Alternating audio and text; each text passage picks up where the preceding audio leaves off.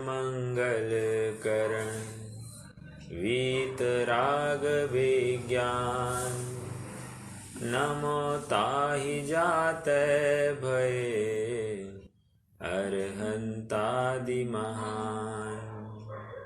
करि मंगल करि हो महा, ग्रंथ करण को काज। जात मिलय समाज सब, पावै निज पद राज। सो निज भाव सदा सुखद, अपनो करो प्रकाश। जो बहुविधि भव दुख निको, करिह सत्तानाश।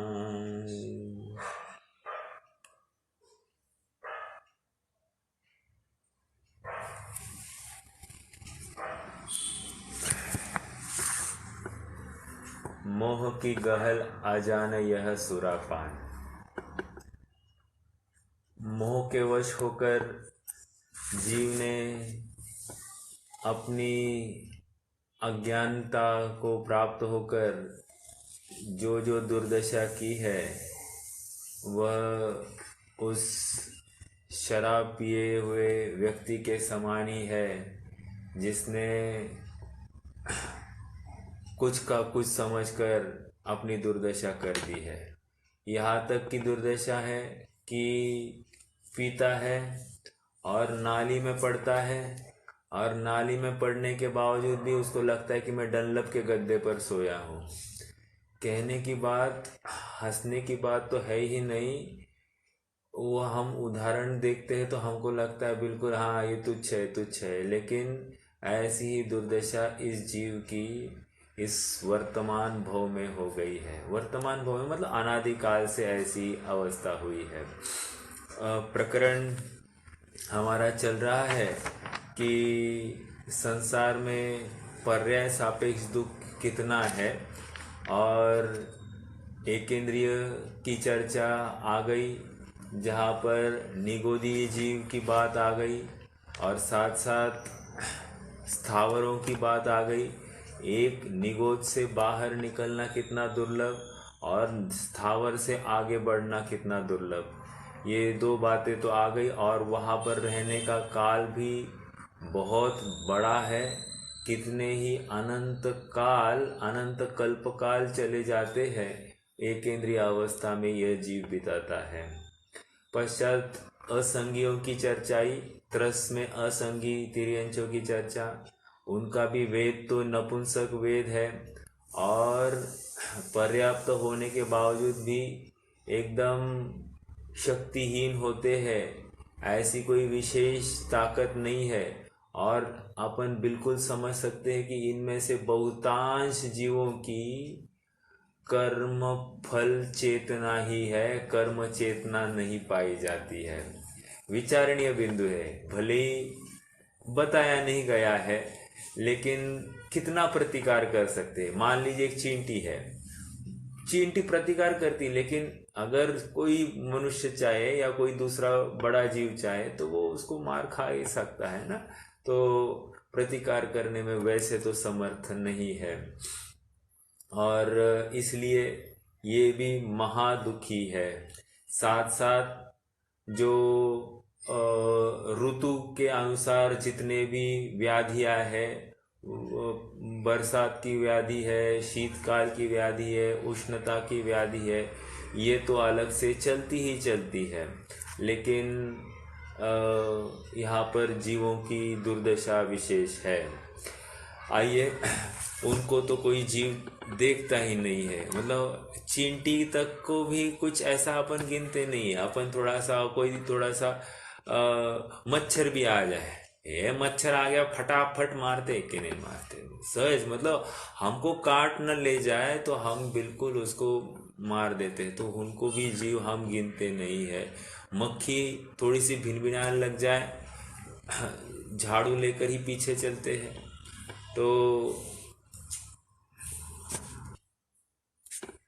तो ये सब बातें उन जीवों की तो होती ही रहती है। आइए अब संगी पंचेंद्रिय और नारकियों का हमने देखा कि कैसी द्रव्य क्षेत्र काल भाव की अपेक्षा नारकियों की वहाँ पर क्षेत्र भी सुहाता नहीं है, द्रव्य की अपेक्षा शरीर भी खराब है, एक समय काल की अपेक्षा एक समय भी वहाँ पर शांति नहीं है, और भाव की अपेक्षा हमने समझा कि वहाँ पर निरंतर संक्लेश परिणाम है, तीव्र अशुभतर लेशा ही वहाँ पर पाई जाती है। और इसलिए नारत बिल्कुल एक समय के लिए भी वहाँ पर रति नहीं है चतुष्टय की अपेक्षा। आइए थोड़ा सा और विचार करते हैं। नारकी की हमने गोमट सार में देखी थी, फिर से एक बार देखते हैं। नर अधिक क, नरक, नर मतलब प्राणियों को, प्राणी अन्यों से, क मतलब कायति, कायति मतलब पीड़ा देना, मतलब एक प्राणी अन्य को पीड़ा देता है, ऐसी सहज ही वहाँ पर जो व्यवस्था बनती है उसको नरक कहते हैं। समझने की बात इतनी है कि स्वयं ही अपृथक विक्रिया से नाना प्रकार के शरीर आदि बना दे, आकार बना दे, भाला आदि, और दूसरे नारकियों का छेदन भेदन कर दे, ऐसी सहज ही वहाँ पर व्यवस्था होती है। तो ये पीड़ा देते हैं एक दूसरों में, आपस में, तो नरक, या आपस में लड़ाते हैं। हमको लगता है कि मात्र असुर कुमार लड़ाते होंगे, लेकिन ऐसा नहीं है, ये भी आपस में लड़ाते हैं। आगे तीसरा बात यह है नीरत। नीरत अर्थात हिंसा में जुड़े हैं, रहते हैं, नीरत। हिंसा में नीरत मतलब क्या? यहाँ पर निरंतर जुड़े हैं, दिन रात हिंसा के अलावा और कुछ नहीं कर रहे हैं, ना सोना है, ना कुछ है, मात्र हिंसा ही हिंसा है। और एक दिन के लिए नहीं, 2 दिन के लिए नहीं, 3 दिन के लिए नहीं, ऐसा सालों, कम से कम 10,000 वर्ष, और उत्कृष्ट 33 सागर।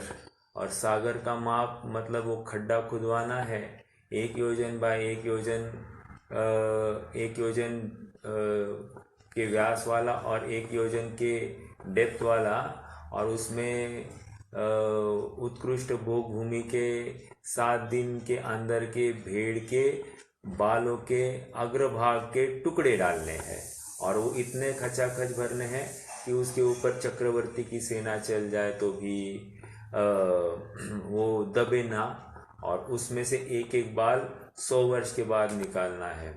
तो ये तो एक व्यवहार पल्य, फिर अद्धापल्य, और फिर उद्धारपल्य।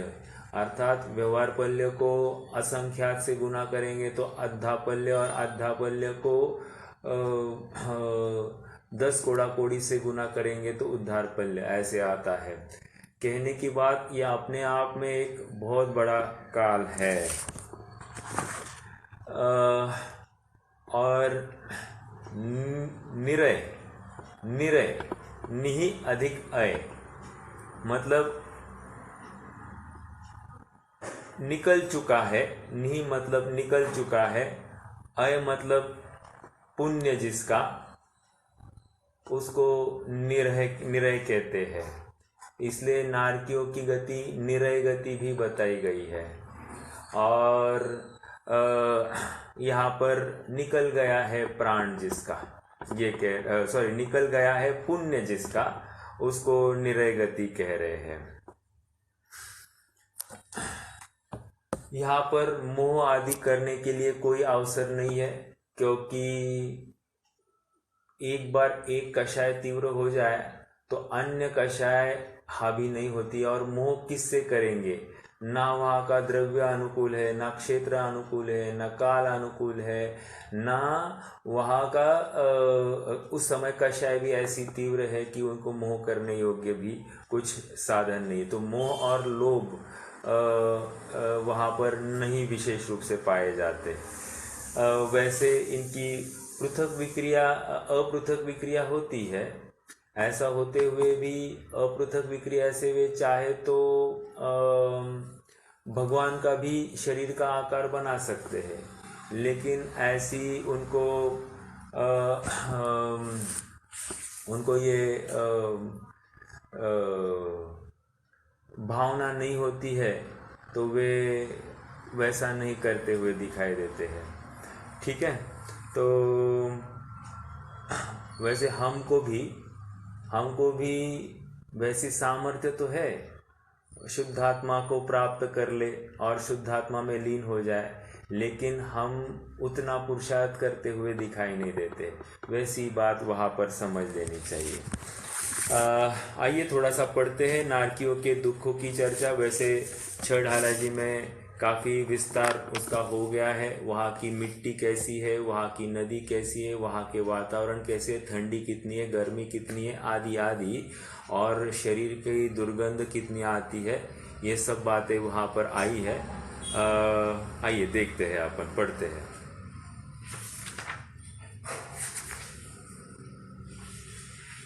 देखते हुए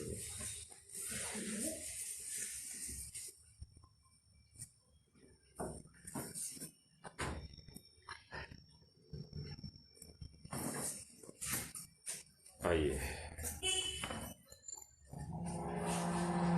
तथा संगी पंचेंद्रियों में नारकी जीव है, वे तो सर्व प्रकार से बहुत दुखी है।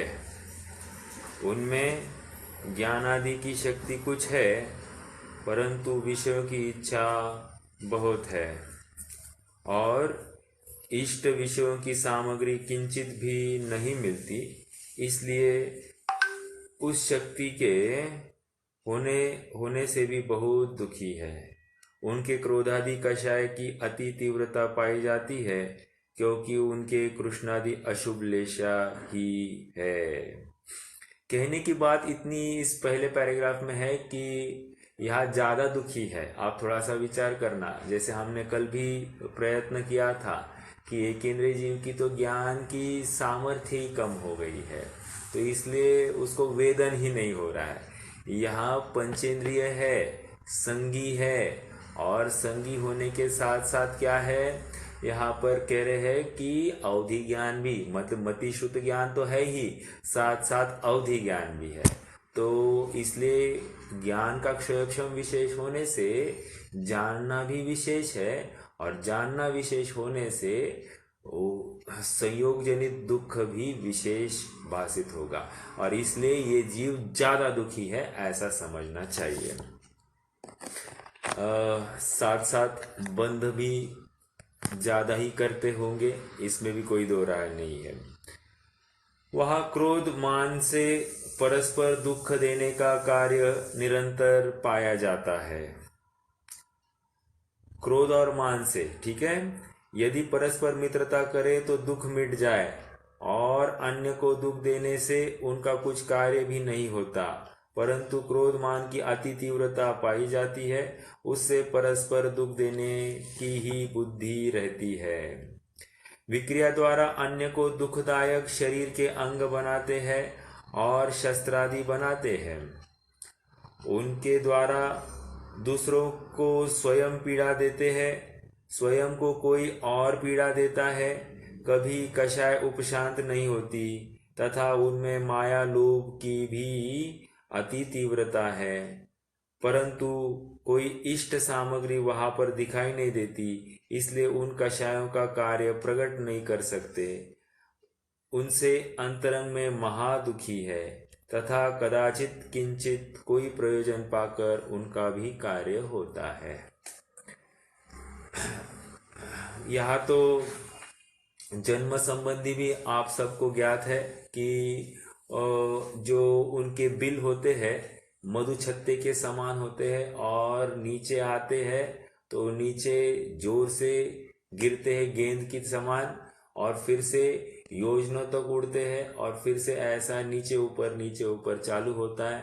फिर जैसे ही वहां पर पहुंचते हैं तो नारकी वहां पर होती ही है स्वागत करने के लिए और मारो मारो काटो काटो कहने की वहां पर भयानक आवाजें सुनाई देती है।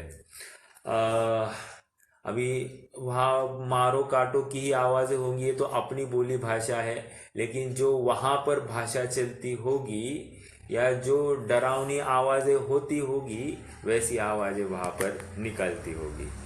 तथा पेज नंबर 66 पर, तथा हास्य रति कषाय है परंतु बाह्य निमित्त नहीं है, इसलिए प्रकट होते नहीं है, कदाचित किंचित किसी कारण से होते हैं, तथा अरति शोक भय जुगुप्सा के बाह्य कारण बन रहे हैं, इसलिए वे कषाय तीव्र प्रकट होती है। तथा वेदों में नपुंसक वेद है, सो इच्छा तो बहुत और स्त्री पुरुष से रमन करने का निमित्त नहीं, इसलिए महापीड़ित है।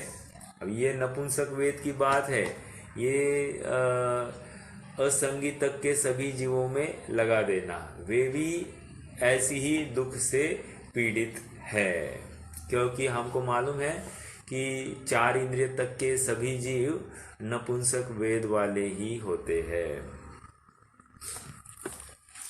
देखिए ना, विचारणीय बिंदु है कि चक्रवर्ती का जीव है जिसकी सेवा में देव तक यहाँ पर बैठे हैं और अभी आयु पूर्ण हो गई, यहाँ पर शरीर मान लीजिए राजघराने में अपने एकदम डनलप की गादी पर पड़ा है, मखमल की गद्दी पर, और वो नीचे वहां पर 7वें नरक में पहुंच गया है और वहां पर अब मार काट की बातें चालू हो गई है और यहाँ पर 96,000 रानियां थी भोग के लिए, अब वहां नपुंसक होकर पड़ा रहेगा और 1 नहीं 2 नहीं ऐसे 33 सागर तक वहां पर पड़ा रह सकता है। तो कहने की बात इतनी है कि ऐसी दुर्दशा होती है, जो पुरुष वेद है फटाक से नपुंसक वेद हो सकता है, कुछ भी कहने के लिए अवसर नहीं है, इतनी प्रतिकूलता। और नरक जाने के का जो प्रयास इसने किया है, बहु आरंभ बहु परिग्रह, दिन भर विषयों में इसको सुन, ये चाहिए वो चाहिए, ये खाना वो खाना, इस प्रकार खाना, इस भोग को ऐसे भोगना, बहु आरंभ, कभी विषयों से हटा ही नहीं, निरंतर नवीन नवीन की ही कल्पना करता रहा, तो ये निश्चित रूप से ये नरक गति का कारण और नरक आयु अभी आयु और गति साथ साथ ही समझना। विचारणीय बिंदु ये है कि क्या हम जो तत्व ज्ञान समझते हैं उनको ज्यादा पाप है, या जो तत्व ज्ञान नहीं समझते हैं उनको ज्यादा पाप है। मैं 2 अपेक्षा खड़े कर रहा हूं, मतलब नरक आयु बनने का कारण, जैसे आप सबको ज्ञात होगा कि एकमात्र चार्वाक मत को छोड़कर बाकी सभी दर्शनों ने यह स्वीकार किया कि नरक गति है और नरक आयु दुख रूप है। यहाँ तक नरक गति के कारण भी बताए, चत्वारी नरक द्वारम, अर्थात 4 नरक के द्वार है और रात्रि भोजन, स्त्री कुशील सेवन आदि आदि, चोरी आदि, ये सब बताए हैं। तो कहने की बात इतनी है कि सब मानते हैं नरक की बात, और वो इस जीव ने किए गए जो अपराध है उन अपराधों को भोगने का एक स्थान है। तो ऐसा कोई कहे कि कुछ नहीं स्वर्ग भी यहाँ पर है, नरक भी यहाँ पर है, सो बात नहीं है। बराबर इस जीव ने यहाँ पर जो कोई परिणाम, मान लीजिए इसने 10-15 खून किए होंगे, 10-15 खून करने का इसको सजा क्या मिलेगी? एक बार तो फांसी हो जाएगी और क्या है, खत्म। लेकिन नारकी जीव को बार बार मरना पड़ता है, ये सजा है विशेष। मतलब एक छोटा सा परिणाम और उसके फल में कितने काल के लिए ये सब भोगना पड़ेगा, ये विचारणीय है। या कोई आत्मघात करता है वर्तमान दुखों से बचने के लिए, अब अल्पकाल के ये दुख है, ये चाहता तो इन दुखों से भी पार निकल सकता था, बस थोड़ा सा तत्व निर्णय में प्रवृत्त करके मैं शुद्धात्मा हूं ऐसी दृढ़ प्रतीति करके ये वर्तमान आकुलता से भी आगे बढ़ सकता था, लेकिन पुरुषार्थ नहीं किया। अन्य कुदेव देवी देवताओं में गृहीत मिथ्यात्व का पोषण करने में प्रवृत्ति रखता रहा, तो निश्चित रूप से इसका अंत भी खराब ही होने वाला है, दर्दनाक होने वाला है। आइए थोड़ा सा आगे बढ़ते हैं। तो किसकी चर्चा हो गई? 9 कषायों की चर्चा हो गई। ज्ञानावरण से कम जानता है, ज्ञानावरण दर्शनावरण की चर्चा हो गई, और चारित्र मोह की अपेक्षा से भी चर्चा हो गई। अब वेदनीय की चर्चा चलेगी। तथा वेदनीय में असाता ही का उदय है, उससे वहां अनेक वेदनाओं का निमित्त है। शरीर में कुष्ठ, कास, अभी देखो असाता के वश क्या क्या हो रहा है, संयोग कैसे है। शरीर में कुष्ठ रोग जैसी बात है, कास, श्वासादि अनेक रोग युगपत पाए जाते हैं, और क्षुधा तृषा ऐसी है कि सर्व का भक्षण पान करना चाहते हैं, और वहां की मिट्टी ही का भोजन मिलता है। ये काल्पनिक बात है। देखो थोड़ा सा आपको समझाओ, वैक्रिक शरीर है, वैक्रिक शरीर के लिए वैसे कुछ खाने पीने की जरूरत नहीं होती है, लेकिन भाव वासन करा रहे हैं। भावों के स्तर पर खाने की शक्ति कितनी हो सकती है इस जीव की, तो कह रहे वो खाने की शक्ति बोल रहे हैं। मान लीजिए वहां पर क्षुधा तृषा, प्यास भी लगने का कारण भी नहीं है, फिर भी ऐसा बताया जा रहा है। क्यों? क्योंकि वो शक्ति की तरफ से बात चलती है, और भाव भाषण हमारे पैरामीटर्स में कराना है। हमारे पैरामीटर्स, हमको कौन सी बातों का ज्यादा दुख है? भूख, प्यास, ओके, ये संयोग जनित जो बातें हैं, तो इनको लेकर ही हमको ज्यादा दुख है। तो उसी बात को फोकस करके यहाँ पर समझाया जा रहा है। और वह शीत, उष्णता ऐसी है कि यदि लाख योजन लोहे का गोला हो तो वह भी उनसे भस्म हो जाए। कहीं शीत है, कहीं उष्णता है, तथा पृथ्वी वहां शस्त्रों से भी महातीक्ष्ण कंटकों सहित है। उस पृथ्वी में जो वन है वे शस्त्र की धार समान पत्रादि सहित है। नदी ऐसे जल युक्त है कि जिसका स्पर्श होने पर शरीर खंड खंड हो जाए। पवन ऐसा प्रचंड है कि उससे शरीर दग्ध हो जाता है, तथा अनार्की एक दूसरे को अनेक प्रकार से पीड़ा देते हैं। घानी में पेलते हैं, खंड खंड कर डालते हैं, हंडियों में रौंदते हैं, कोड़े मारते हैं, तप्त लोहादिक का स्पर्श कराते हैं, इत्यादि वेदना उत्पन्न करते हैं।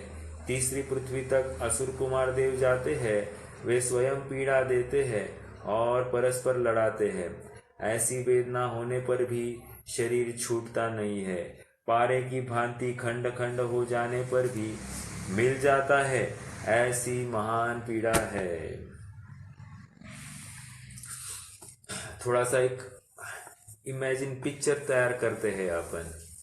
मान लीजिए यहाँ से कोई एक व्यक्ति नरक गया, कालांतर में दूसरा भी उसका ही परिवार का, मान लीजिए उसका ही लड़का, वो भी नरक गया। अब नरक में दोनों सामने एक दूसरे को मिले, अवधि ज्ञान हुआ या जाति स्मरण हो गया, जो कुछ हो गया, जाति स्मरण तो नहीं, अवधि ज्ञान हो गया। अवधि ज्ञान से ऐसा जान सकता है कि अरे देखो इसने मुझे, मैं यहाँ पर क्यों आया हूँ, तो कह रहे इसने मुझे अभक्ष्य खिलाया, ना ये मुझे अभक्ष्य खिलाता तो ना मुझे पाप बंद होता और ना मैं यहाँ पर आता, इसलिए मेरे आने का कारण यही है, अब ये इसको मारो। तो ये इस प्रकार से झगड़ा हो जाते हैं। फिर वो कहेगा नहीं, मैंने तो तेरे स्नेहवश किया था, तुझे ही बहुत इच्छा थी खाने की, खाने की मुझे इच्छा थी लेकिन तुमने समझाया क्यों नहीं, तुम बड़े तो थे कि नहीं थे। तो ये इस प्रकार भक्ष अभक्ष की भी बातें हो सकती है।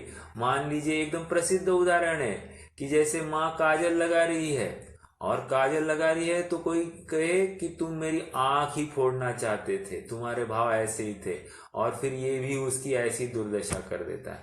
तो ऐसी सब बातें वहां पर होती है। नारकी आपस में मिलते हैं, तीव्र संक्लेश के साथ में ही आपस में लड़ते हैं, एक समय के लिए भी वहां पर शांति नहीं है। तथा साता का निमित्त तो कुछ है नहीं, किसी अंश में कदाचित किसी को अपनी मान्यता से किसी कारण अपेक्षा साता का उदय होता है तो वह बलवान नहीं होता।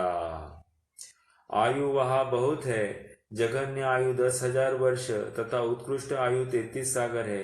इतने काल तक वहाँ ऐसे दुख सहने पड़ते हैं। वहाँ नाम कर्म की सर्व पाप प्रकृतियों का ही उदय है, एक भी पुण्य प्रकृति का उदय नहीं है, उनसे महादुखी है। तथा गोत्र में नीच गोत्र का ही उदय होता है, उससे महंतता नहीं होती, इसलिए दुखी है। इस प्रकार नरक गति में महादुख जानना। आठों कर्मों की अपेक्षा से बात की। अंतराय संबंधी क्या बात है? अरे अनुकूल साधन नहीं मिल रहे, ये अपने आप में अंतराय है। सब प्रतिकूल साधन ही मिल रहे हैं, ये अपने आप में अंतराय ही है। मतलब जीव को कहीं एक क्षण मात्र भी सुख शांति का एहसास नहीं है। समझ में आ रहा है? तो ये ऐसी दुर्दशा इन नारकियों की हो गई है। छठ हालांकि वो नरक गति के दुखों का वर्णन की बात है, वो पूरी की पूरी यहाँ पर वैसी की वैसी उद्धृत है। मान लीजिए यहाँ की बात ही दौलत राम जी साहब ने वहाँ पर लिखी होगी। आइए थोड़ा सा अब आगे बढ़ते हैं। अब तिर्यंच गति की चर्चा करेंगे।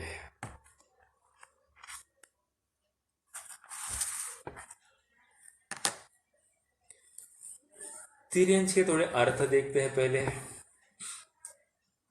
पहला अर्थ, जिनकी सुविवृत्त संज्ञा होती है उनको तिर्यंच कहते हैं। एक सुविवृत्त संज्ञा मतलब यहाँ पर यह समझा रहे हैं कि जिनका आहार, भय, मैथुन, परिग्रह संज्ञा सब खुली होती है, ओपन टू ऑल, ऐसा कुछ ढका हुआ नहीं रहता है, ऐसी जिनकी संज्ञाएं पाई जाती है उनको तिर्यंच कहते हैं।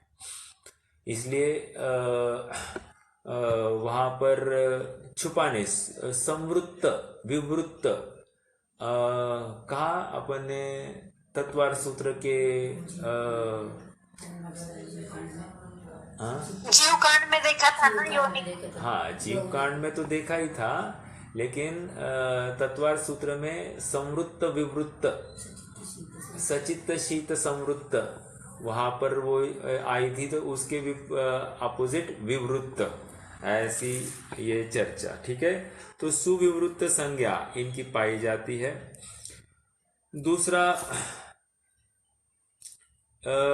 ये निकृष्ट है किस चीज में? तो कहते हैं कि प्रभाव में, सुख में, द्युति में और लेशा की विशुद्धि में, ये सब हीन ही पाए जाते हैं।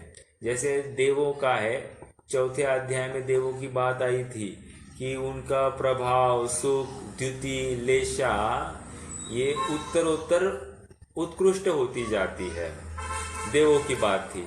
लेकिन तिर्यंचों की ये सब, उनका प्रभाव आपस में भी या औरों पर प्रभाव भी निकृष्ट होता है। एक, उनका सुख भी हीन वाला ही होता है, उनकी द्युति वो भी हीन होती है, और लेशा की विशुद्धि भी हीन ही पाई जाती है। कहने की बात इतनी है कि प्रत्येक अवस्था में वहां पर दुख विशेष तिर्यंचों में देखा जा रहा है। याद रखना, ये तिर्यंच संगी पंचेंद्रिय की बात कर रहे हैं। अभी असंगी की तो बात कर आए हैं, इसलिए उनकी बात नहीं, लेकिन वो भी दुखी है, इसमें कोई दो राय नहीं है। तीसरा, तिर्यंचों की चर्चा, ये अज्ञानी है इसलिए तिर्यंच है। क्यों? क्योंकि हे उपादेय का निर्णय नहीं कर सकते हैं। हे उपादेय मतलब जैसे मान लीजिए कि एक छोटा उदाहरण, किसी आदमी ने ऐसी एक चीज़ कचरे में डाल दी। अब ये तिरेंज गया वहाँ पर और उसने उस चीज़ को चाटा या खा लिया और खाने से मरण को प्राप्त हो गया। होता है कि नहीं? जैसे चूहा है, चूहे को वो क्या करते हैं, राइट पॉइजन जो देते हैं, वो ऐसी गोली है, थोड़ी सी मिठास वाली गोली है, वो मिठास उसमें से आ जाती है, उसके साथ पॉइजन मिक्स है, तो वो मरण को प्राप्त हो जाता है। तो उसको ऐसा अज्ञानी कह दिया कि हे उपादेय, उसको निर्णय नहीं कर पाता है अपने हित अहित की बात, ठीक है। और जिसमें तिरोभाव पाया जाता है, मायाचारी पाई जाती है, कुटिल भाव पाया जाता है, तिरछे भाव पाए जाते हैं, उनको तिरेंज कहते हैं। अब थोड़ा समझना, पूर्व में जो परिणाम किए मायाचारी के, उसी के फलस्वरूप यहाँ पर आए।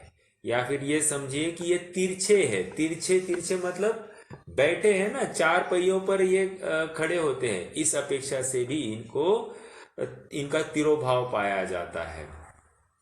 कहने की बात इतनी है कि मायाचारी के परिणाम के वश यहाँ पर आए और यहाँ पर भी निरंतर मायाचारी ही पाई जाती है। तो ये तिर्यंच अवस्था के चार अपेक्षाएं गोमठ सार में आई है, सो अपन ने देखी। अब थोड़ा सा और विचार करते हैं। स्टार्टिंग पंडित साहब यूँ करने वाले हैं, कहेंगे कि ये जो तिर्यंच होते हैं, लब्ध पर्याप्तक अवस्था इनकी ऐसी है कि श्वास के 18वें भाग में वहाँ पर जन्म मरण हो जाता है।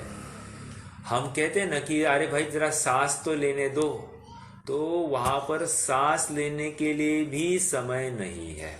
ये ऐसी अवस्था, वो अपर्याप्तक वाली अवस्था।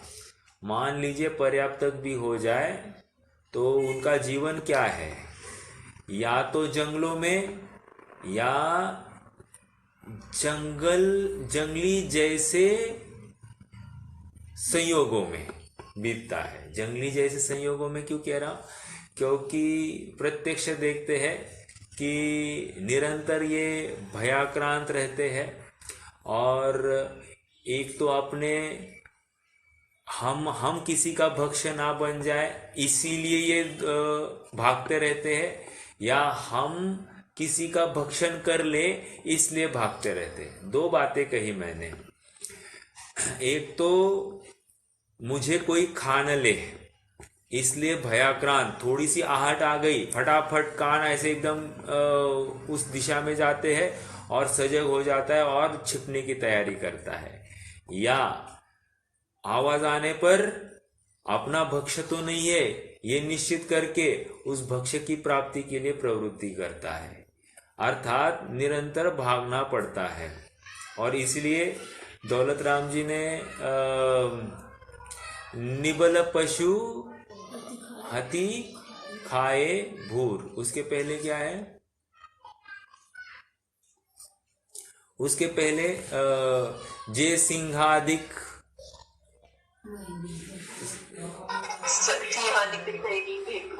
हाँ, जे सिंहादिक सैनी भय क्रूर, निबल पशु हति खाए भूर। अब देखो वहां पर उनको ये कहना है कि निबल पशु को खाना है, लेकिन खाने के लिए उनके लिए भोजन रेडीमेड सामने तैयार नहीं है। देखो वहां पर भी दुख बता रहे हैं। वहां पर ये समझा रहे हैं कि जैसे शेर है, शेर को क्या करना है, दिन में तो वो अपना शिकार ढूंढ नहीं सकता है। क्यों नहीं ढूंढ सकता है? क्योंकि सब जागरूक रहते, बराबर भाग सकते हैं। रात्रि में थोड़ा सा विशेष, इसको दिखता भी विशेष है और इसलिए थोड़ा सा रात्रि में ही ये शिकार में प्रवृत्ति करता है और इसलिए रात भर एक तो जागना पड़ता है, एक बात। दूसरी बात यह है कि रात में ही सॉरी, दूसरी बात यह है कि शिकार स्वयं होकर इसके पास आता नहीं, लो भाई मुझे खाओ। ओके, इसको उस शिकार के पीछे भागना पड़ता है। इसलिए मैंने कहा ना, भक्ष्य के पीछे भागना पड़ता है। निबल पशु हति खाए भूर, हति मतलब हत्या करके खाना है, लेकिन उनके पीछे भाग भाग के खाना है। मतलब इजी नहीं है। जैसे जो घास खाता है प्राणी, उसको क्या है, जहां तहां घास पड़ी है, फटाफट घास निपट लो और पेट भर लो, कितना आसान है उसको पेट भरना। लेकिन जो मांसाहारी जीव प्राणी है, उसको कितना भागना पड़ता है, उसका वो दुख है। समझ में आया? दुख है, अपने भक्ष्य को प्राप्त करने के लिए भी वो दुख है। तो अपने आप में आकुलता जनित है। और दूसरी बात कि मान लीजिए निबल हो, तो निबल प्राणी निरंतर भयाक्रांत कि मैं किसी का शिकार ना बन जाऊं, इसलिए निरंतर वहां से बचने का ही यत्न करता रहता है। और कितना कहे, ये तिर्यंच जो जीव है, इनको कितनी यातनाएं होती है। मान लीजिए उनको तिर्यंच कौन देखता है। फॉर एग्जाम्पल, रास्ते से चल रहे हैं और रास्ते से चल रहे कोई गाड़ी द्वारा ठोकर लग गई, गिर गया, हाथ पैर टूट जाता है, कौन देखता है? बस पड़ा हुआ दिखाई देगा, एक आध आदमी खड़ा भी होगा, लेकिन बहुलता से जीव क्या है, वहां से निकल के जाते हैं। और करते क्या है, इतना करेंगे, बहुत बुरा हुआ, देखा नहीं जा रहा है, इसलिए वो ऐसा एक थोड़ा सा एक करुण स्वर निकालता है और आगे बढ़ जाता है। कहने की बात, तिर्यंचों को जीव कहाँ गिना जा रहा है। बिल्कुल असहाय सी अवस्था उनकी भी होती है, कोई उनके पास देखने के लिए तैयार नहीं है। और देखो कि गाय, भैंसे आदि ये बूचड़ खाने में बेची जाती है, कितनी दुर्दशा होती है। या बकरियां आदि होती है, उनको कत्तर खाने में भेजा जाता है, या फिर उनके भेड़िए होते हैं ना, मतलब शीप, उनकी ये निकाली जाती है, वुल निकाला जाता है, उससे हम कपड़े पहनने जाते हैं, हमारे लिए बनाए जाते हैं। कहने की बात यह है कि ये सब दुख के वश ही ये सब यहाँ पर साक्षात पाए जा रहे हैं। और आपको जानकर आश्चर्य होगा कि भारत दुनिया का दूसरा सबसे बड़ा बूचड़ खाने एक्सपोर्टर है, ये मीट आदि प्रोडक्ट्स का। मीट मतलब ये जितने भी गाय भैंसों के जो कोई मांस है, उन मांस के प्रोडक्ट का एक्सपोर्टर भारत 2 नंबर का है, ऐसा कहा जाता है। कहने की बात इतनी है कि इतनी हिंसाएं यहाँ पर होती होगी। और आश्चर्य की बात इतनी है कि एक अल कबीरा नाम का एक बूचड़ खाना है, स्लॉटर हाउस, हैदराबाद में। वो सबसे बड़ा स्लॉटर हाउस कहा जाता है। वो चलाने वाला जीव जैनी है, जैनी। ओके, मतलब ये आश्चर्य की बात है और बिल्कुल ये बात होती रहती है। और विचारणीय बिंदु ये है कि काफी जगह पर जैनियों के ऑपरेटेड बूचड़ खाने पाए जाते हैं। ओके, तो ये सब कहीं न कहीं हम अहिंसा के पुजारी है, और ऐसा होते हुए भी हमने हिंसा को अनुमोदना ही दी है। ये हिंसा होकर इनके जो प्रोडक्ट्स आते हैं, किसी न किसी रूप में हम ही उसको इस्तेमाल करते हैं। जैसे जितने भी श्रृंगार के साधन हैं, जितने भी पैक्ड बिस्किट्स, कैडबरीज आदि वाले प्रोडक्ट्स है, उन सब में इनके अंश मिला मिलाकर ही ये सब बाजार में आते हैं। कहने की बात यह है कि हम ही उनको खरीद कर ऐसी चीज़ों के बिक्री में बढ़ावा देते हैं, और हम ही वो जीव है जो कहते हैं कि ये सब बंद हो जाना चाहिए। हो गया। तो कहने की बात इतनी है कि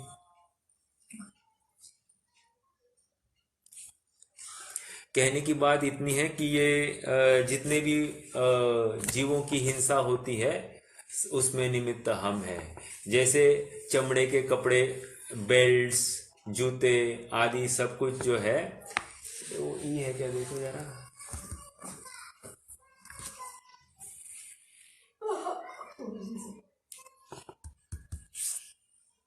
आपका प्रश्न है कि आलू प्याज आदि का जो व्यापार करते वो हैं या खेती बनाते हैं, हाँ। तो वो मांस भक्षण में आएगा क्या? नहीं, मांस भक्षण की बात नहीं है। मांस भक्षण है तो हिंसा, और लेकिन वो स्थावर या निगोदी जीवों की हिंसा है। यहाँ पर हाँ, खेती करते समय में जितने भी त्रस्त जीवों के घात हो गया है उनके घात संबंधी तो दोष आएगा, लेकिन ये मांस भक्षण में नहीं जाएगा। ठीक है, मतलब इसको अलग कैटेगरी लेंगे। हालांकि ये आलू प्याज वाला जो व्यापार है ये नहीं होना चाहिए, लेकिन प्रायः आलू प्याज ज़्यादा दिन भी टिकता है और उसमें तेजी मंदी होने के भी बहुत अवसर होते हैं, इसलिए भी काफ़ी जैनी भाई इसमें प्रवृत्ति करते दिखे जाते हैं। परंतु ये व्यापार हम जैनियों के योग्य नहीं है। हाँ, मांस भक्षण का दोष डायरेक्टली नहीं आता है, लेकिन हिंसा तो तीव्र है इसमें। ठीक है, थोड़े से पैसे के पीछे ये नहीं करना चाहिए। और वैसे ही है अपने इसमें ऐसा खेती करना ऐसा बोला नहीं है ना, वो खेती करना भी एक दोष बोला है। तो फिर जैसा हम ये लेते हैं जैसे गऊ वगैरह वो उगाते तो हम तो लेते हैं, हाँ। लेकिन जो करता है उसको फिर हम दोष देते हैं। तो ये मतलब एग्जैक्टली कैसा है?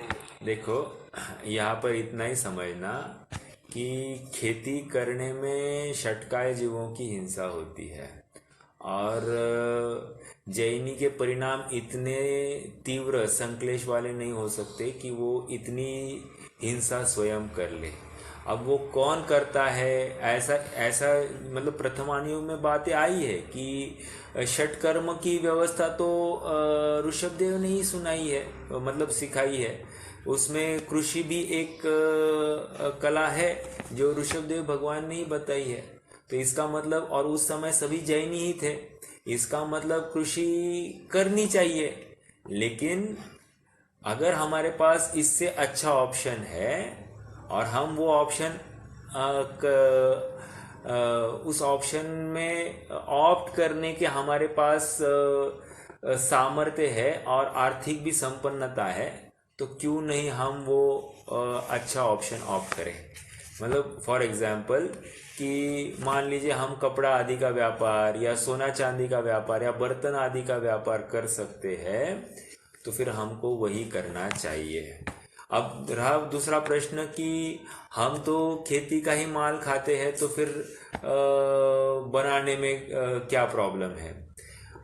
बनाने में प्रॉब्लम यह है कि साक्षात वहाँ पर जीव मर रहे हैं, और खेती का माल जो है उसमें हमारे पुरता ही हम खर्चा, वो हिंसा के भागीदार है, हम सबके भागीदार नहीं है। अब मान लीजिए 100 बोरा गेहूं निकला और हम खा रहे हैं कितना गेहूं, हम मान लीजिए 1 हाथ 2 बोरा खा रहे हैं। अब बचा हुआ 98 बोरा क्या होगा, उसका भी अपने माथे पाप आएगा। समझना इस बात। तो वो गेहूं जो अपना विनिमय चलाने के लिए इस्तेमाल कर रहे थे तो वो अलग बात थी, और यहाँ पर गेहूं हम स्वयं खा रहे हैं, तो हमारी ये ज़रूरत है इसलिए हम खा रहे हैं। अशक्य अनुष्ठान के तहत हम इस गेहूं को खा रहे हैं। हमारे अगर हमारा ऐसी सामर्थ्य होती कि बिना खाए भी ये काम चल जाता, तो फिर हम वो वैसे चलते जैसे देवों में कोई प्रॉब्लम नहीं है। तो वैसा तो ये अपना शरीर है नहीं ना, तो इसलिए किसी अपेक्षा से अपने को खाना तो चाहिए, लेकिन खाने में आनंद नहीं है, खेद बरतता है। और जब भी जैनी भोजन करता है उस समय में उस भोजन के बनने में जितनी हिंसा हुई है उस सारी हिंसा का स्मरण करता है और उन सभी जीवों से क्षमा मांगता है और ये भावना भाता है कि हे प्रभु, मेरा ये पाप में प्रवृत्ति हो रही है, लेकिन इस शरीर की बने रहने में और मेरे परिणामों की स्थिरता के लिए मैं ये अल्प आहार का ग्रहण कर रहा हूँ और सचमुच मैं तो अनाहारी स्वरूपी हूँ। इस आहार का बनने में जितनी भी हिंसा हुई है उन सब जीवों का जो घात हुआ है उसमें कहीं ना कहीं मैं निमित्त हूँ और इसलिए मैं उन सब से क्षमा मांगता हूँ। सचमुच हम जो नमोकार मंत्र कहते हैं, नमोकार मंत्र के पीछे का प्रयोजन एक अहिंसामय आचरण में प्रवृत्ति थी और यह ऐसी भावना भाव या नमोकार मंत्र कहो, दोनों एकार्थवाची है। समझ में आ रहा है? तो अहिंसा में प्रवृत्ति हो यह नमोकार मंत्र, और हम साक्षात एक एक जीव का स्मरण करके जिनका घात हुआ है ये भोजन बनने में उनसे क्षमा मांगते हैं। यह ऐसा भी भोजन के पहले ऐसा विचार करके भोजन ग्रहण किया जाता है। समझ में आ रहा है? तो ये दोनों एस्पेक्ट यहाँ पर है। बोलिए। बराबर, ठीक है भाई। ओके।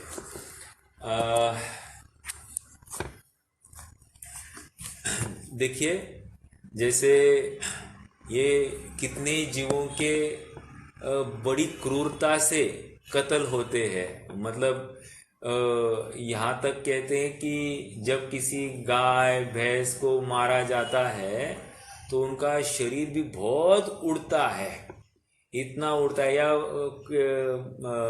किसको ये मुर्गी आदि को भी मारते हैं तो बहुत उछलता है उनका शरीर। कहने की बात कितनी संक्लेश होती होगी उस समय में, ये विचार करना। और ऐसी अवस्था में हम भी जाकर आ चुके हैं। इन सब अवस्थाओं से पार करके हम यहाँ पर आए हैं, ये हमको बिल्कुल भूलना नहीं चाहिए। कहने की बात इतनी ही है कि तिर्यंच अवस्था में कहीं भी सुख नहीं है, भूख प्यास से निरंतर त्रस्त है, क्षुधा तृषा से त्रस्त है। ये ऐसी इनकी बात है। आइए थोड़ा सा पढ़ते हैं थोड़ा और फिर विचार करेंगे। तथा तिर्यंच गति में बहुत लब्धि अपर्याप्तक जीव है।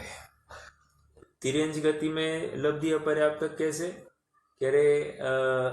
वैसे उत्कृष्ट भवों की संख्या है वो अंतर मुहूर्त में 66,336 भव किसी जीव के अपर्याप्तक अवस्था में निरंतर वो अपर्याप्तक बनता रहे तो इतने भव हो सकते हैं।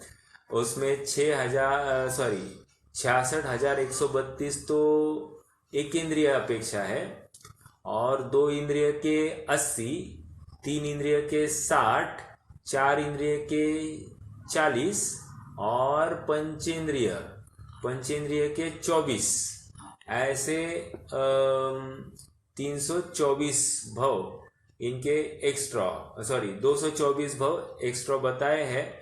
ये सब लगा लेने चाहिए। तो ये उसमें भी तिर्यंचों के अपर्याप्तक मतलब कौन से? ये संगी पंचेंद्रिय तिर्यंच है, तो उसमें 8 भव असंगी के, 8 भव संगी तिर्यंच के और 8 भव मनुष्य के, इतने 24 भव बनते हैं। ठीक है, ये किसकी बात कर रहे हैं अपन?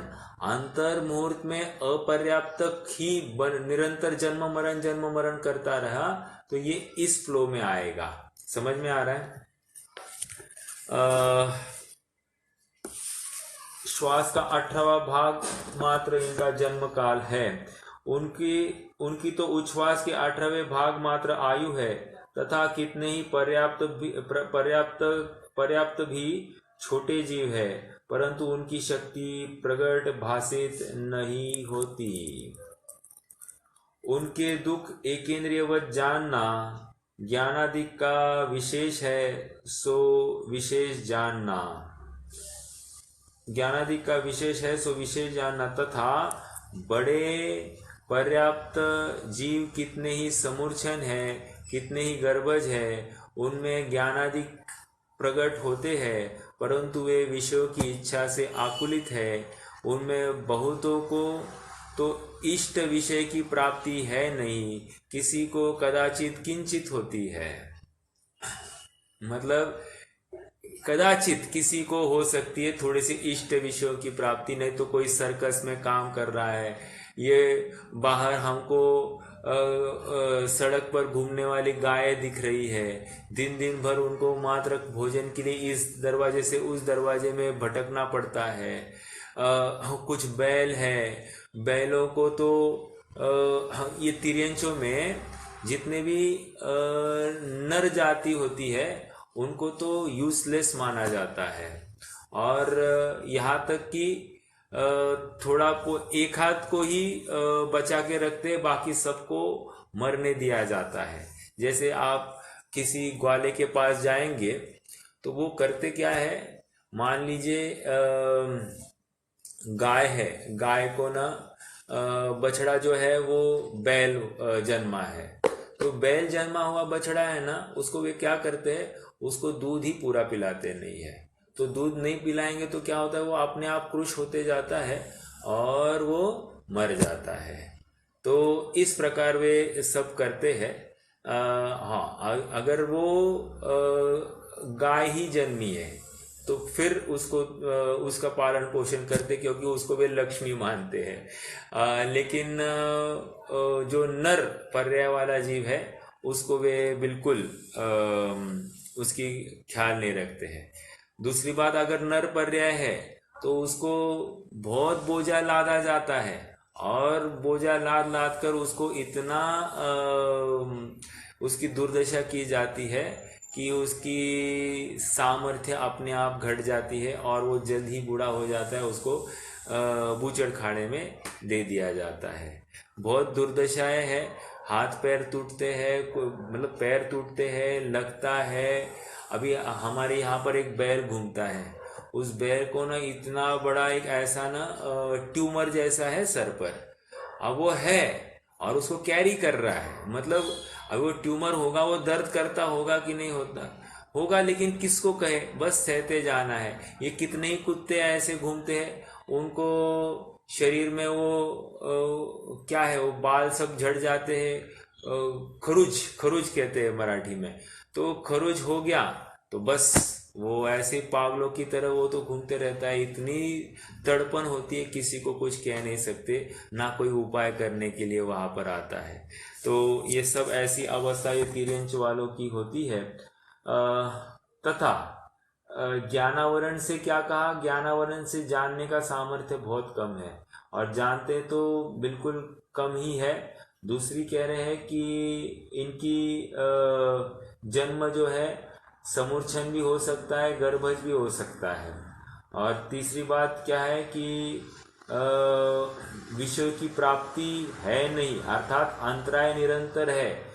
जैसे विषय की प्राप्ति चाहता है वैसी विषय की प्राप्ति होती नहीं है, ऐसा बिल्कुल होता है। तथा मिथ्यात्व भाव से अतत्व श्रद्धानी हो ही रहे हैं, और कषाय मुख्यतः तीव्र ही पाई जाती है। इनकी भी कषाय तीव्र है, नारकियों की तीव्र, तिर्यंचों की भी तीव्र, मतलब असंगी तिर्यंचों की भी तीव्र कषाई बताई। अब यहाँ पर तिर्यंचों की भी जो बता रहे हैं संगी, उनकी भी तीव्र कषाई ही पाई जाती है। माया लोभ से छल करते हैं, वस्तु को चाहते हैं, हास्यादिक द्वारा उन कषायों के कार्यों में प्रवर्तते हैं। तथा किसी के कदाचित मंद कषाय होती है, परंतु थोड़े जीवों के होती है, इसलिए मुख्यता नहीं है। वैसे समय हो गया है, आज एक पैराग्राफ बाकी है, और फिर कल मनुष्य गति के दुख है, उसको अपन कल देखेंगे। मनुष्य गति के दुख और देवगति के दुखों की चर्चा और बाकी है, बढ़ाएंगे क्रमशः। वैसे मैं आप सबको अवगत कराऊं, ये 3 अध्यायों पर उसका हम पालने का भी निषेध है ना। जो कोई भी है, बराबर। जैसे मुझसे तिरंजी प्राणी। हाँ जी, देखो उनको पालने का भी निषेध ही कहा गया है, परंतु मान लीजिए अभी फॉर एग्जांपल हमको शुद्ध दूध की व्यवस्था नहीं हो रही है और कोई व्यवस्था नहीं है, तो फिर हम कदाचित उस केस में ऐसा एक आध तिर्यंच को पाल सकते हैं, लेकिन वो अपने आप में गोरख धंधा है, पूरा दिन उसमें ख़त्म हो जाता है लेकिन काम ख़त्म नहीं होता, इतनी बात है। मतलब उस तिर्यंच को नहलाना, उसके सब मल मूत्र का ध्यान रखना, उसके खान पान का ध्यान रखना, आदि आदि सब बातें आप देखोगे, इतने से दूध के लिए ये इतना झमेला पालने का यत्न नहीं करेगा। अब मान लीजिए कोई कमर्शलाइज करता है उसको, तो कमर्शलाइज करता है तो भी आकुलता बहुत है उसमें, और मैनेजमेंट होता नहीं है। जितना वो जितने रुपए का तिर्यंच खाता है उतने का वो आउटपुट देता है, तो वो तिर्यंच परवड़ता है, नहीं तो तिर्यंच परवड़ता नहीं। जैसे आपको बताऊँ, एक भैंस की कीमत अब हो गई है 1 लाख रुपया, लगभग 1 लाख के आसपास हो गई है। अब 1 लाख का बैंक में रखेंगे तो मान लीजिए अभी 600 रुपया आता है, 500-600 रुपया, लेकिन टेंशन फ्री है। लेकिन वहाँ वो तिर्यंच का 1 लाख रुपया के सामने उसको डेली का खान पान ही कहते हैं 400-500 रुपये का खान पान ही खिलाना पड़ता है। अगर प्रॉपर अनाज आदि आप खिलाओ तो 400-500 रुपये का उसको अनाज खिलाना पड़ता है, और तब जाकर वो 600-700 रुपये का तो दूध देता है।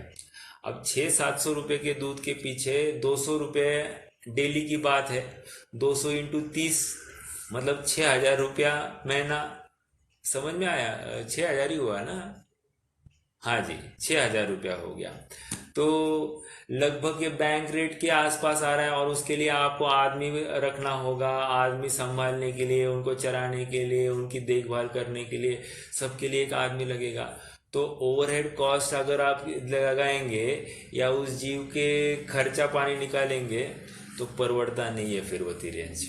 ऐसी भी अवस्था है वैसे। लेकिन आप जो प्रश्न पूछ रहे हैं कि तिर्यंच रखने में, वैसे तो रखे नहीं जाते हैं, लेकिन कदाचित कोई रखे तो उसमें विरोध नहीं, अपने यहाँ पर वैसे विरोध नहीं है, क्योंकि कोई कोई तो अभी वो भी तो वो भी नहीं होनी चाहिए। हाँ। अपने समाज में इतने जगह देखा है मैंने। नहीं भी तो देखो, कुत्ते का पालना ये निषिद्ध ही है अपने यहाँ पर। यहाँ तक कि अगर कुत्ता कहीं दिखाई दिया तो मुनिराज वहां पर आहार ग्रहण नहीं करते हैं। क्यों? क्योंकि एक अंतराय, मतलब जो 32 अंतराय बताए हैं, वहां पर एक बात स्पष्ट आई है कि जैसे कोई भिखारी घर के सामने हो, एक दूसरा कोई तिर्यंच घर के सामने हो, तो मुनिराज उस घर में आहार के लिए प्रवेश ही नहीं करते हैं। समझ में आ रहा है? क्यों? क्योंकि उनको लगता है कि मैं इसका भोजन छीन रहा हूं, क्योंकि अगर मैं जाऊंगा तो प्रायोरिटी मुझे दी जाएगी, तो मेरी वजह से इनका आहार छीना जाएगा, इसलिए वो वहां पर नहीं जाएंगे। ये ऐसा सहज नियम है। इसलिए जिस घर में कुत्ता है उस घर में तो मुनिराज, मतलब कोई पालतू पशु होगा तो मुनिराज वहां पर नहीं जाते हैं। बिल्ली होगी या जो कुछ होगा, नहीं जाएंगे। नहीं तो लेकिन वो मुनिराज को ऐसा उसने इंटेंशनली इसी की वजह से किया, वो ऐसे कैसे समझेगा? मतलब उन्होंने कैसे ऐसे अनुमान लगा लिया कि ये उसी के लिए है? देखो, मुनिराज साधारण जीव नहीं है, उन्होंने धूप छाव झेली है। और यहाँ हम लोक में देखते हैं, थोड़ा सा कोई देश भ्रमण करके आया हुआ जीव होगा तो वो इतना अनेक लोगों को मिलने के कारण उसके पास बोलने की भी सामर्थ्य विशेष हो जाती है, और सामने वाला क्या कहना चाहता है वो भाप लेता है, एक बात। और दूसरी बात, ये निरंतर घूमते रहते हैं, इनको बराबर थोड़ा सा भी अंदाजा आ गया और उनका मोस्ट ऑफ द टाइम उनका अंदाजा भी ठीक रहता है। दूसरी बात, तीसरी बात, अंतराय के कारणों में बताया है कि इनको शक भी आ जाए कि ऐसा होगा तो भी उनको आगे जाना ही नहीं है। अगर वो आगे जाते हैं तो उनकी क्रुद्धता वहां पर दिखाई देगी और वो दोष माना जाएगा। समझ में आया? तो इसलिए उनको शक भी नहीं आना चाहिए ये होगा कि नहीं होगा। इतना भी शक आया तो वहां पर आहार नहीं होना है। समझ में आया? तो इसलिए वो अलग जाती है। चलिए, जिनवाणी स्तुति।